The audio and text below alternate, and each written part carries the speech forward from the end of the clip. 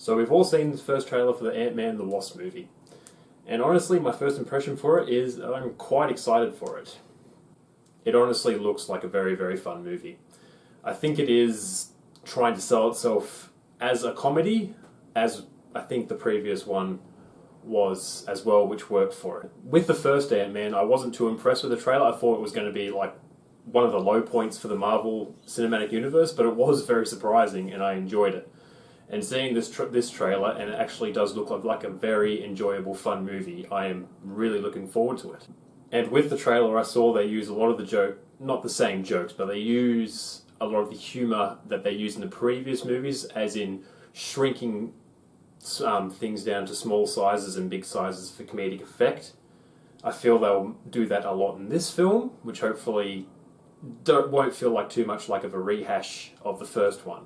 And first off, we know that Scott Lang is under house arrest. We know this because he's wearing that ankle bracelet that we saw. So I'm guessing that he has been released from that prison that he was in, that we saw at the end of Captain America Civil War.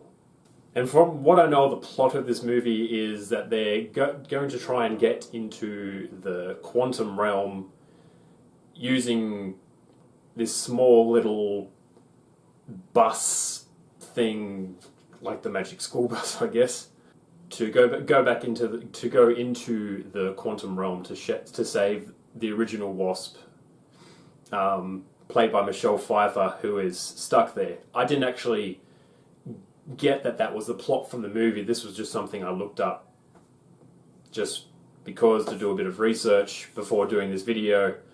It doesn't really show that in the trailer at all. You get a kind of heist movie, running away from the law kind of feel from this movie. From this trailer, that's the kind of idea that I got from it. And also we get a little shot of the villain. I did know right off the bat that this would be the villain Ghost, who I think is primarily a Iron Man villain. I think my knowledge isn't top notch, but I think that is the case.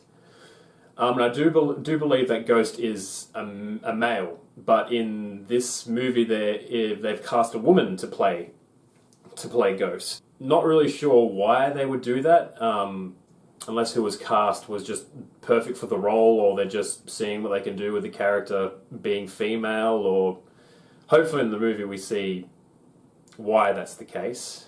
We also don't really see why Ghost is after Ant-Man and the Wasp.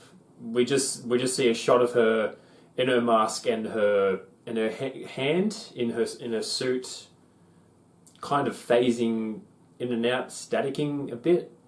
Probably I think is the right way to say it, because I do believe that Ghost's abilities is able to. I'm not 100% sure. I think it's interfacing with technology or manipulating technology in some way and being able to phase in and out of things like Vision can. I'm not sure. We also get a shot of Lawrence Fishburne in it as well. From how it's shot, it looks like he has something to do with the creation of Ghost. In that one shot that we have, it looks like they're in the same room when we see the shot of Ghost's hand. And he is credited as playing Bill Foster, who is also another character in the Marvel comics called Goliath. And his superpower, obviously, is being able to grow bigger. Whether he actually does become Goliath in the film or not, we're not sure. Another thing that I noticed with the trailer is that it showed a lot of the Wasp. I think even more so than Ant-Man. I think they were just really showcasing her in this trailer to try and get more people sold on her character, because she hasn't appeared in any other movies except for the original Ant-Man, and that was more of just a supporting role, and now she's part of the team and more of a main character with a suit, basically. And one final thing to talk about is this movie is getting released after Infinity War. So this is where I think the timeline is a bit confusing, because we don't know if this movie actually takes place after Infinity War or before it. based on how things look in this trailer, like, the world looks fine. It doesn't look like they've had this massive battle with Thanos. So I guess everything's fine and dandy after Infinity War?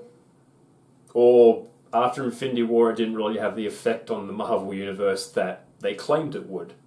Okay everyone, that was just my thoughts on this trailer. If you like this video, leave a like. If you like my channel, subscribe to my channel, and I'll catch you next time. Thanks for watching.